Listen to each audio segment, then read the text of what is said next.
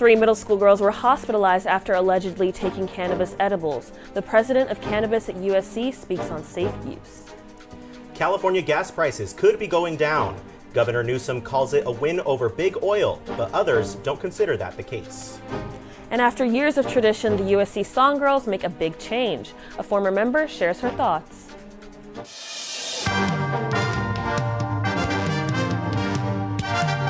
Annenberg TV News is next. The Los Angeles Unified School District Police are investigating if cannabis edibles made 5 middle school girls sick. Hi, I'm Kofuja Laosho. I'm Brian Saravia. Paramedics were called to Noble Charter Middle School in Northridge yesterday afternoon. 3 of the 5 teenage girls suspected of eating edibles were taken to a hospital while the other 2 were released to their parents. While it's illegal for middle schoolers to take any form of cannabis, USC Chief Campus Health Officer Dr. Sarah Van Orman gives this advice for first-time users who are of legal age. Read the package, understand how much is in the serving, think about what you've tried before. Are you a regular consumer? Are you not? Have you never consumed it? But start low, see what happens. But we definitely are seeing more and more overdoses, particularly in children and adolescents.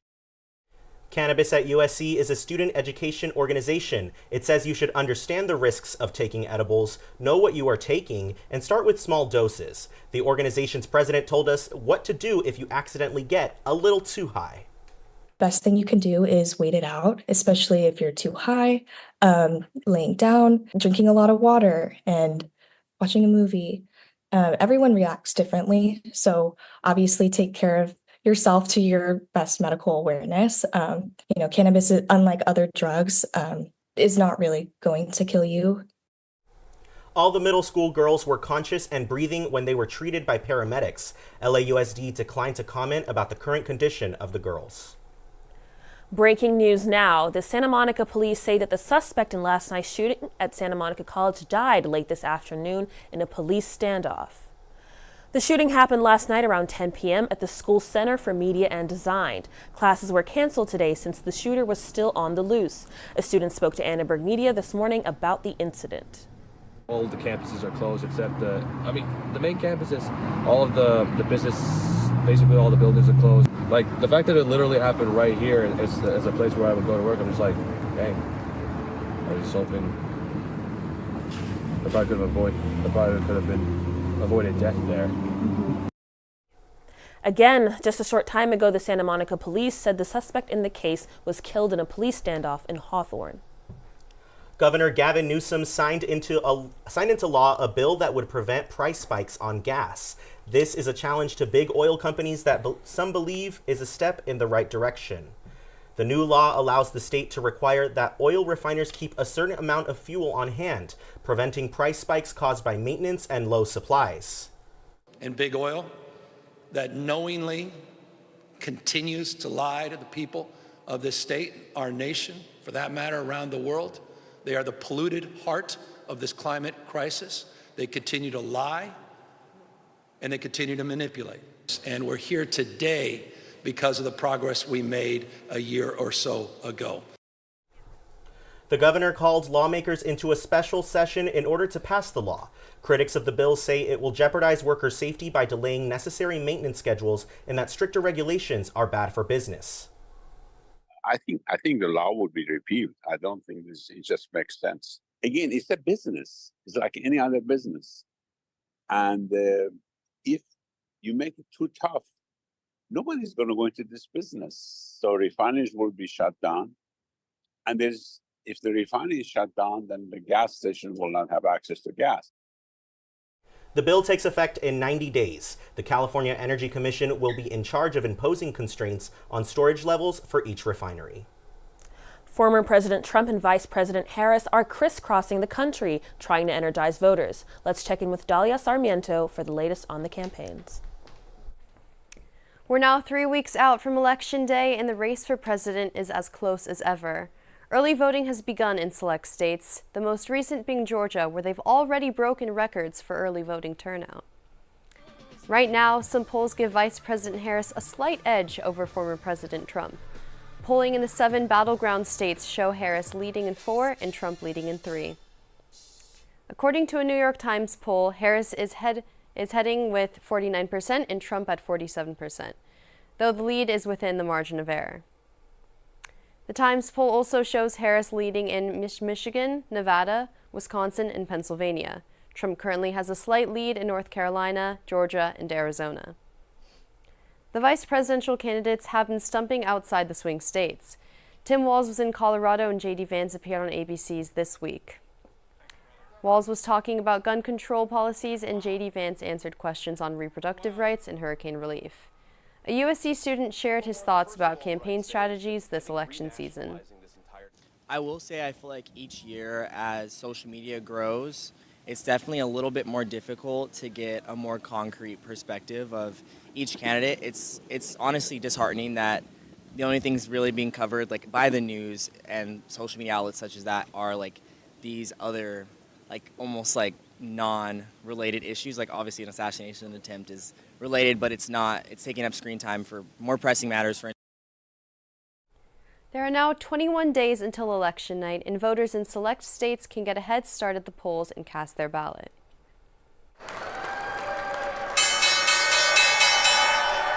The closing bell.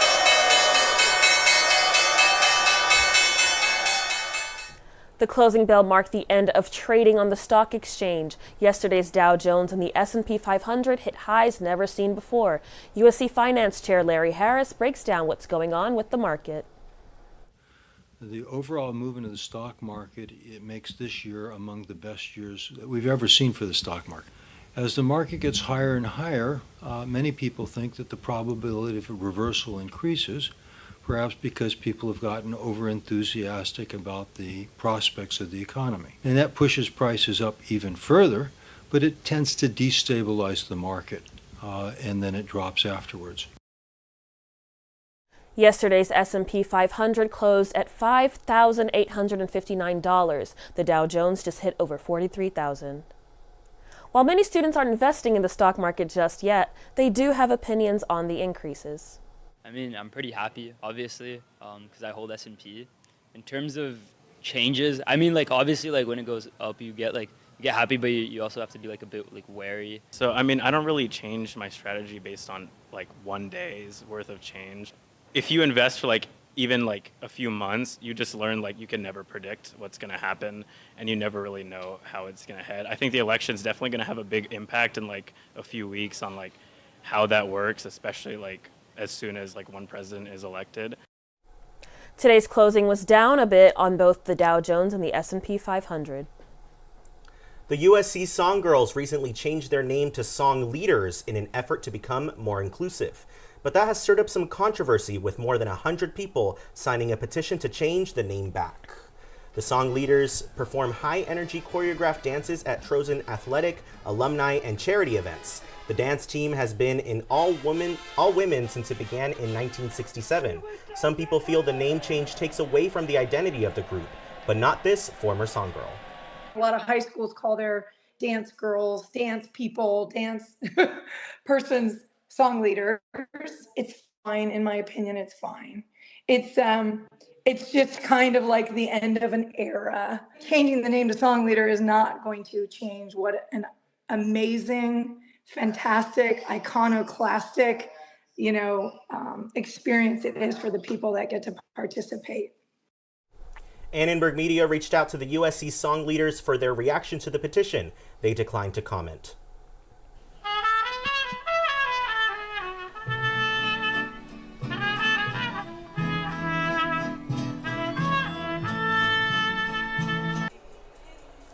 USC wrapped up Latinx Heritage Month with a celebration at Founders Park with mariachi music and recognition of the long history of lowrider car culture. Last year, many of you know this, we reopened our expanded La Casa Center, which is such an amazing place that hosted 88 different programs. President Fall also praised USC's increasing admission of Latinx students and USC's role within the Hispanic community here in LA. Next week we also have like Mercado Troyano, and like Dia de los Muertos and all that other stuff. So like October's a good month for like us Latinos in particular.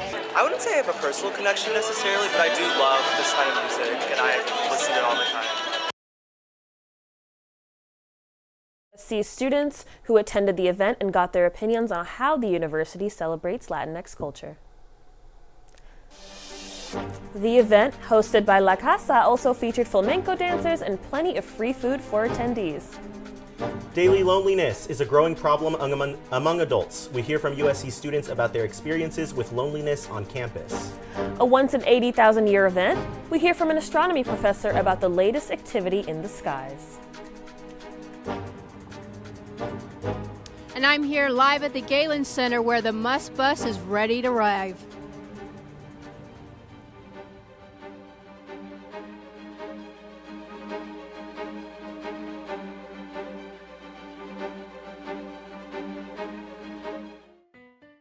Let me tell you how we amplify our Latine voices. Check out Dímelo.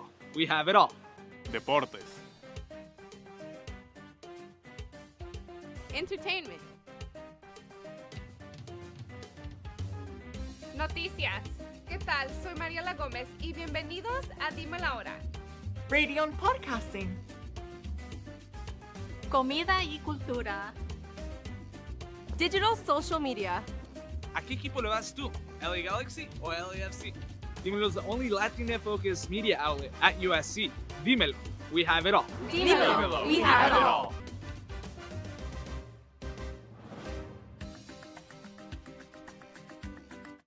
Mr. Owl, how many licks does it take to get to the Tootsie Roll center of a Tootsie Pop?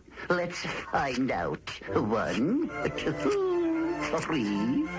How many licks does it take to get to the center of a Tootsie Pop? The world may never know. There's a new pet. Chia. Chia Pet, the pottery that grows. It's fun and easy. Soak your chia, spread the seeds, keep it watered, and watch it grow. And now grow a whole collection of fun with chia teddy bears, puppies, kittens, rams, bulls. There's even a chia tree to keep your pets company. Chia Pets and Trees, the pottery that grows. The Chia Pet and Chia Tree are available at Kmart, Rite Aid, Ames, and Woolworth. Makes a great gift. A new Gallup survey shows that 1 in 5 adults in the U.S. experience loneliness every day. This comes after the Surgeon General declared a loneliness epidemic in 2023. The Gallup survey found that this is the highest rate of reported loneliness in the last 2 years and estimated that 52 million American adults still feel a sense of disconnect since the Surgeon General's 2023 advisory. So if I'm not seeing people around me that mirror me, that are from my community, whether it's identity or culture or shared interests, then I may feel very isolated and may, again, crave and want, as all of us as humans, want to be with others that have shared goals, interests, values, and so forth. We spoke with students about some of the ways they foster a sense of community and belonging on USC's campus in order to combat loneliness. Usually I try to maybe get outdoors a little bit more, just walk around campus a bit, or even text someone like, hey, do you want to hang out for even like 10 minutes or something, like go get some food or something. I think that is really helpful. I think probably my first year it was more like, I guess, community loneliness, if that makes sense. I'm Hispanic, so it was kind of hard for me to find other Hispanic friends here. And so I think just trying out like clubs here and just trying to connect with my own community, it helped me out a lot. Counseling and mental health services are available for students at 213-740-WELL. California faces a whooping cough outbreak as the CDC reports a national surge in cases too. The California Department of Public Health reported 196 cases in 2023. Thus far in 2024, California has seen 590 cases, a 300% increase.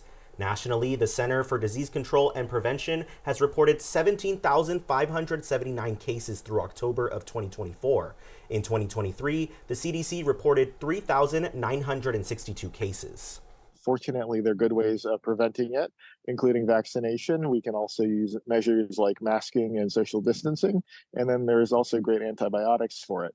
So the good news is that it's preventable, but I think the bad news is we're seeing these cases. Additionally, there are certain groups of people that are at higher risk. So very young children, those who are immunocompromised, and people who are older are all people at higher risk. But everybody really should be getting vaccinated.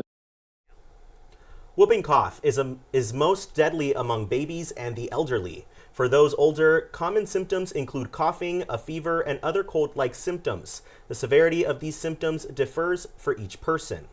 The CDC recommends receiving a Tdap booster vaccine every 10 years for all adults. The shot provides protection against whooping cough, among others. Now for weather, it looks like we are finally getting a break from the SoCal heat. Let's hear from Anasazi to tell us more. Thank you, Brian. Yes, we are getting a little bit of cool weather now. It is looking like fall, or at least LA's version of fall. I'm Anastasia Ochoa, and this is Sazi's Weather Sizzle. Let's get into it. Taking a look at the current temps on campus today. Taking a look at the sky, actually, we have a beautiful shot of the USC Village at the Hecuba statue. Some students strolling down either to class or getting something to drink. Okay, checking out the current temps on campus today. It is a cool 69 degrees with 69% humidity. Definitely going to be chilling down as the evening goes on. Looking ahead to your 5-day forecast, it is going to get a little chilly today and tomorrow. There's going to be a little bit of a light fog and maybe even some drizzle. As you approach the rest of the week, it is going to get a little bit warmer in the weekend, and which is good because it's going to clear up just in time to see a weather phenomena that is only once in a lifetime, the Atlas Comet. So the Tsu-Chin-Chan Atlas Comet can be seen once every 80,000 years. The comet reached its closest point to Earth last week, but will still be visible to the naked eye through the end of the month. USC professor Vahe Perumian told me the comet is just one of many recent stargazing events. We've had a remarkable year. I mean, we've had this comet. There might be a second one that's visible later on this year, again to the naked eye, which is super rare for two comets to be visible. And then we've had the Northern Lights visible in most of the US twice this year. Last time was last Thursday. It kind of puts astronomy front and center, and I think that's really good for the science and for the general public to kind of know a little bit more about the universe we live in.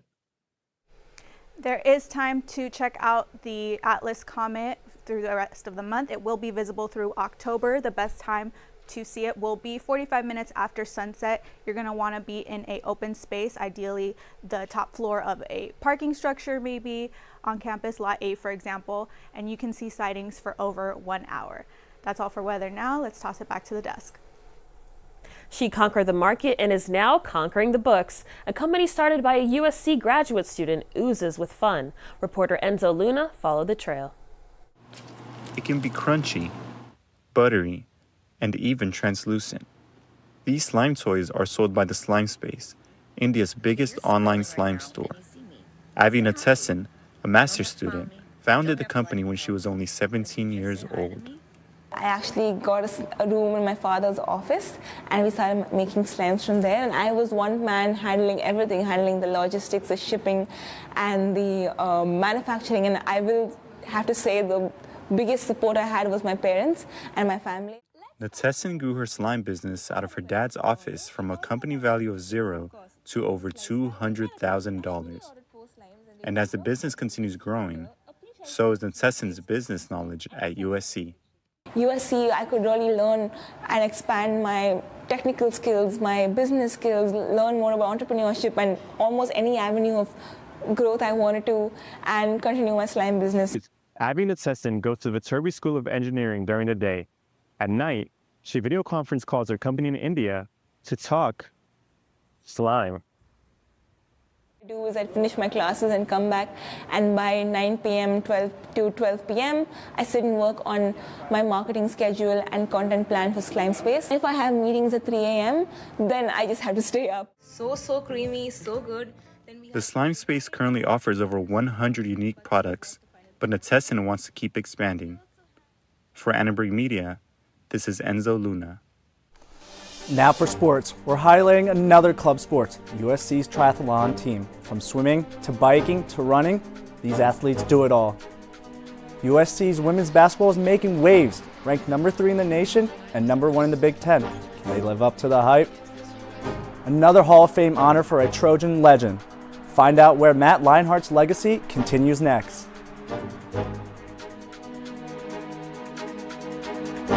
Bonjour, je suis le grand musicien. Je suis la jeune fille.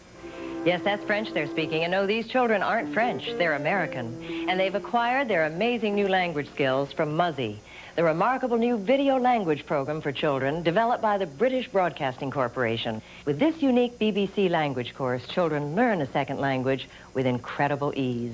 4 delightful videos quickly become their favorite TV show and teaches children the same way they learned English. Learning another language becomes fun. You'll be amazed when your children begin speaking and understanding their new language from the very first day through this unique method. The entire course, 4 videos, 2 audio cassettes, the activity book, and the parent's guide and answer book is available in French, Spanish, Italian, or German.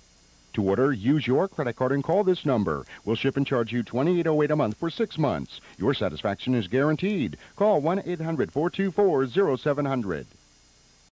Okay, this stuff is really amazing. I mean, I put it in my mouth and I taste watermelon, but it's not just that. I taste strawberry too, but it's kind of like a watermelon-y strawberry put together. Hey, hang on. Sorry about that. And the bubbles are really awesome. I mean, that's why they call it Max. I guess, obviously, that sort of makes sense once you think about it. Oh, I'm Dan, and that's Chuck. Hubba Max. A whole new kind of bubble. Hey! Welcome back to ATVN Sports. I'm Drew Yuskovich.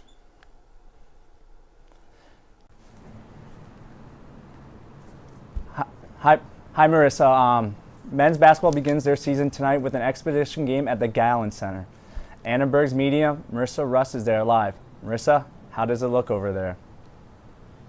Drew, it looks fantastic out here. You can see the event staff has started to let the small crowd in. The Trojan fans are excited to see the men's basketball team face off against the University of Texas at San Antonio tonight at 7 p.m.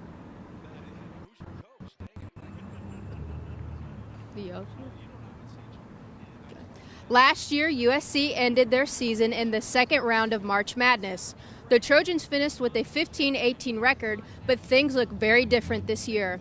Tonight's exhibition game will be head coach Eric Musselman's first game with the Trojans.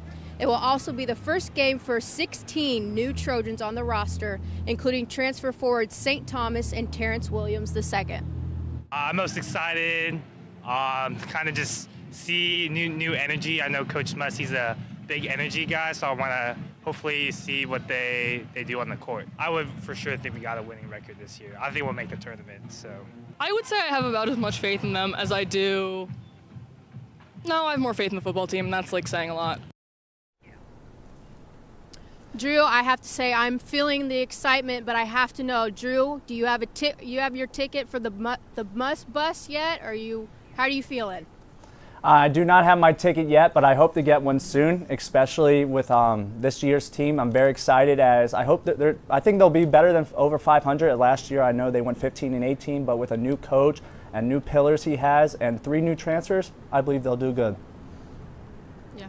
Drew, I have to agree. I can feel the optimism in the air. Coaches are excited to see Musselman lead the Trojans. For Annenberg Media, I'm Marissa Russ.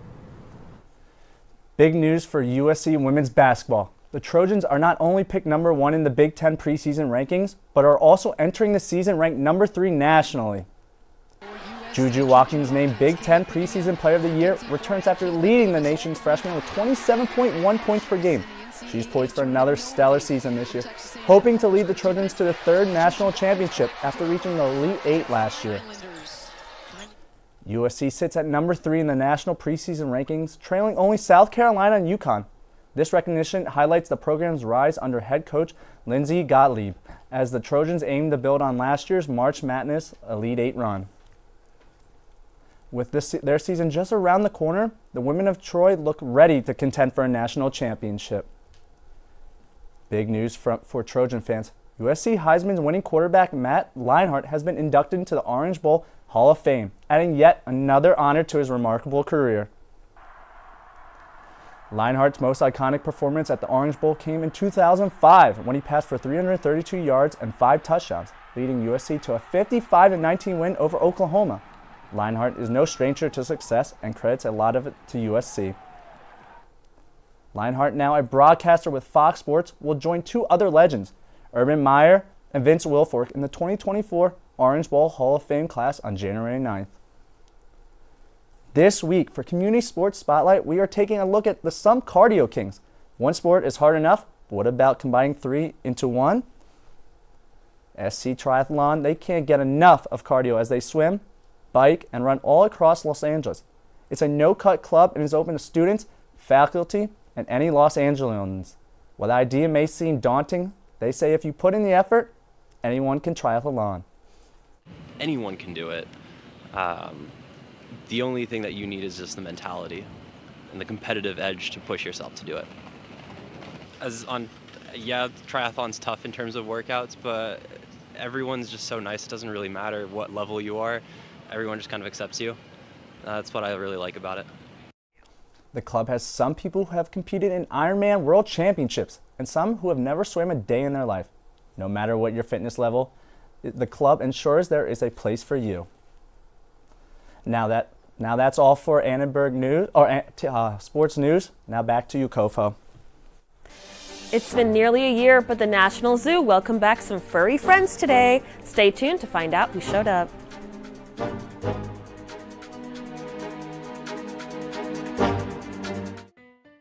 Let me tell you how we amplify our Latine voices. Check out Dímelo. We have it all. Deportes.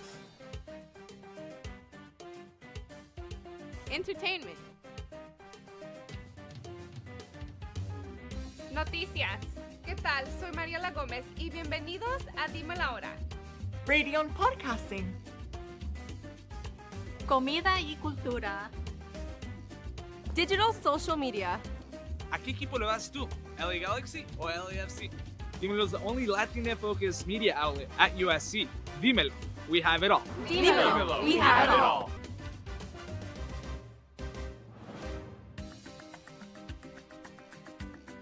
Want quality name brand carpet for less? Call Empire and you can get quality carpet at the lowest price guaranteed.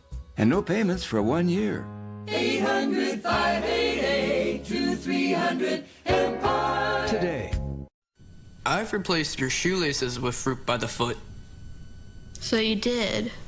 I replaced your fingers with fruit by the foot. Bravo. I've replaced your bones with fruit by the foot. Indeed you have. I replaced your guitar strings with fruit by the foot. Seems like a step backwards, but alright. I've replaced your DNA with fruit by the foot. That would be end game, my friend. Fruit by the foot. Fruit-flavored snack. The National Zoo in Washington, D.C. welcomed 2 new fluffy visitors today, a pair of giant pandas sent all the way from China. The 2, Bao Li and Qing Bao, are just 3 years old. They stay in the nation's capital for 10 years as a part of a renewed agreement to improve the country's relations. The program dates back to 1972 when the Chinese premier sent 2 pandas to the U.S. as a gift. The pandas will spend 30 days in quarantine. The zoo says people will be able to see them on January 25th when the exhibit opens. Thanks for watching Annenberg TV News. From everyone at Annenberg Media, I'm Kofo Jalaosho. And I'm Brian Saravia. For more coverage, watch and subscribe to our YouTube channel at youtube.com/Annenberg Media. Have a good night, everyone.